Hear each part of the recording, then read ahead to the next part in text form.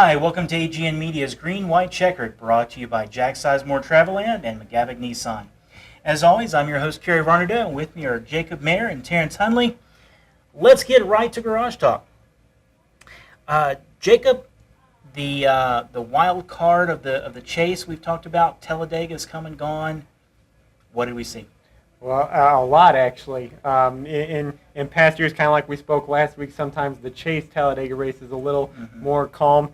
But I'd say for probably 90% of the race, cars were 2 and 3 wide in the big pack that we remember that always made Talladega exciting.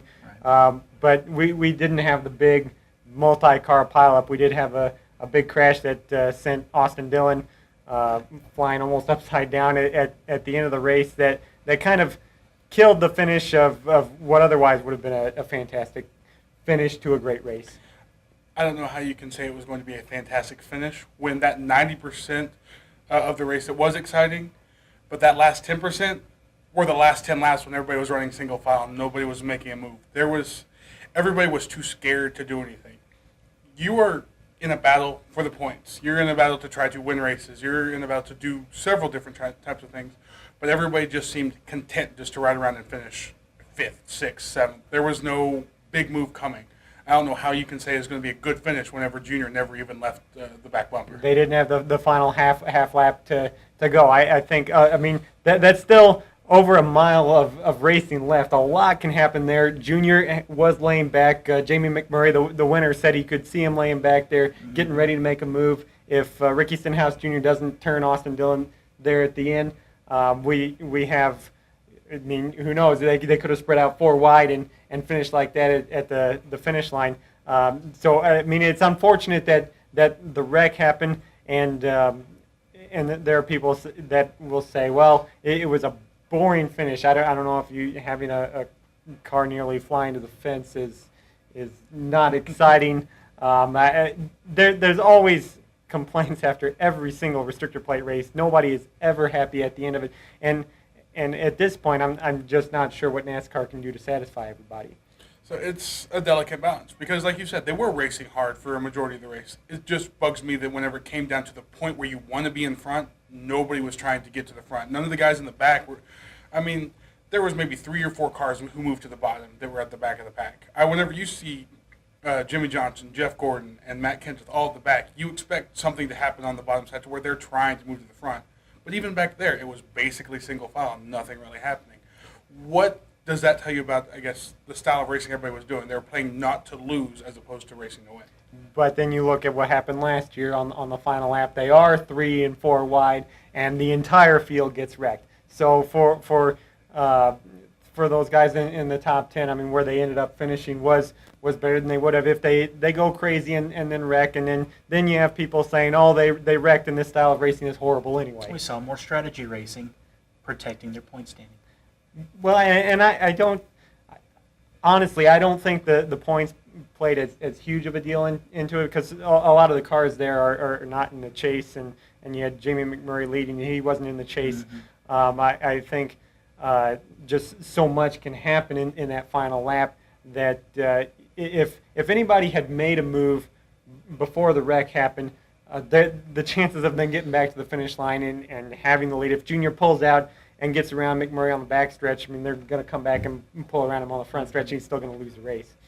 So, one shout-out I do have to shout out to Austin Dillon. He was sitting there running 3rd in final laps. Ricky Stenhouse was right up there. Those were good, solid days. It was a Talladega-type day for some of those guys who aren't usually up front, get a chance to kind of run up front. And McMurray getting his first win since, I think, 2010, maybe 2011. So good day for those guys. Yeah, and we saw the day before the truck race comes down 3 and 4 wide to the finish line, and they just wreck everybody. A big wreck, some hard hits, and so it always amazes me. We have one race where the whole field wrecks, and people just hate it. They're complaining that this style of racing shouldn't happen. So then the next day even we have them single file. They don't make it back to the line anyway. But we only have 2 cars wrecked, and people are still hating it for the exact opposite reason. So they're never going to be happy. Passionate feelings either way.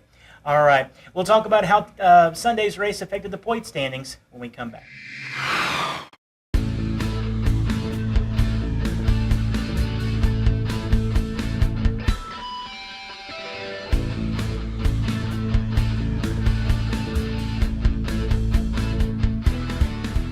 Welcome back. It's time for Pace Laps, brought to you by Route 66 Motor Speedway. All right, Terrence, Talladega's behind us. We saw some shakeup in the points. Who's in the catbird seat now?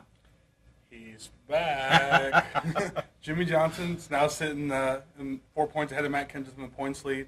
This may be the point where Jimmy starts being Jimmy and just kind of run away with it.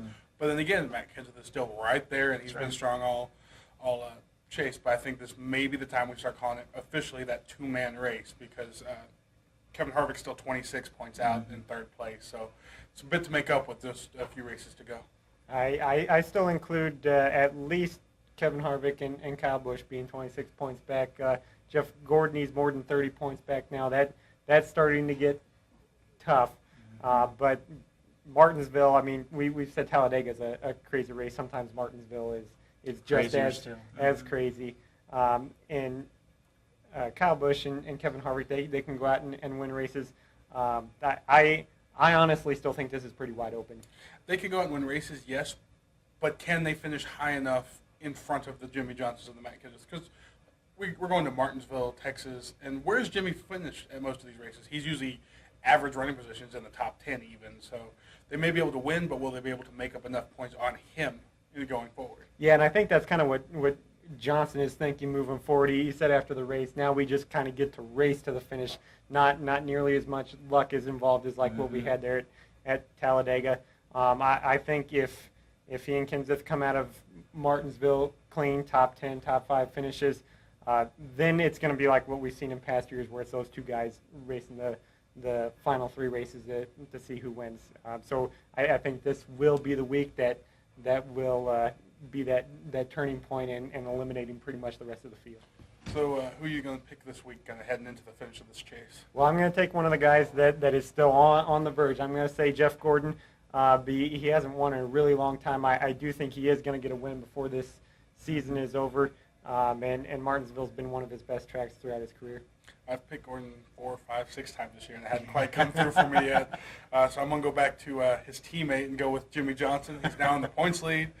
He's at the point where he's just going to go out there, run his race, and be Jimmy. So I'm thinking he may not get the win, but he's certainly capable of it. But I do think he's definitely going to get out there and get that top 5 and move on. Interesting. All right, and of course we'll see how things play out in Martinsville. We've got a special surprise for you when we come back.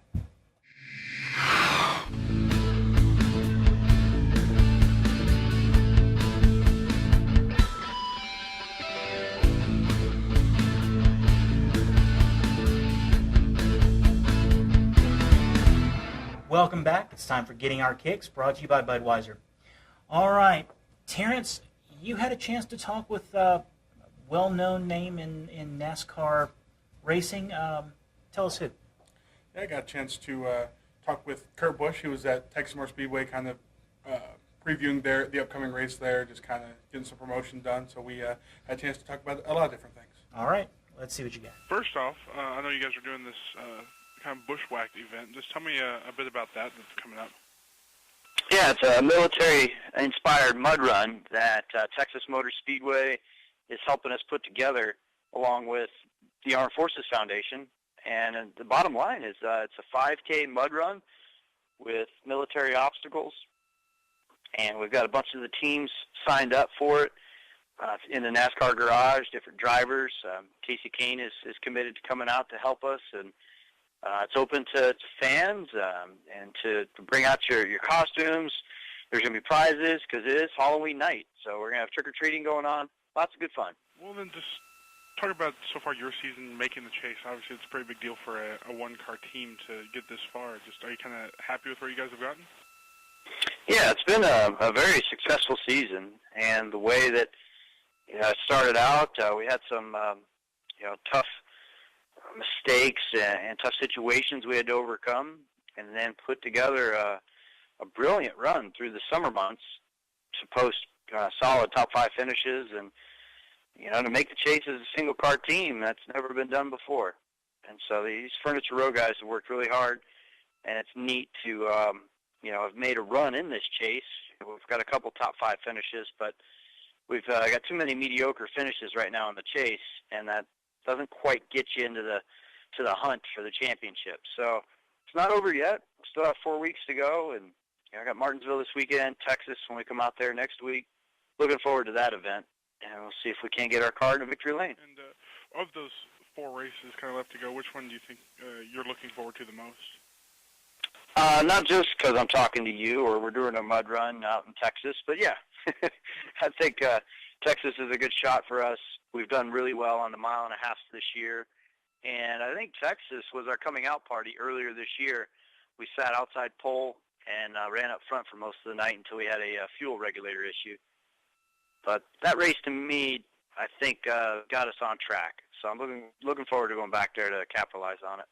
And what makes Texas one of the, I guess, more exciting tracks, it seems, because there are a lot of close finishes that come down to Texas. Yeah, I think the track really races well.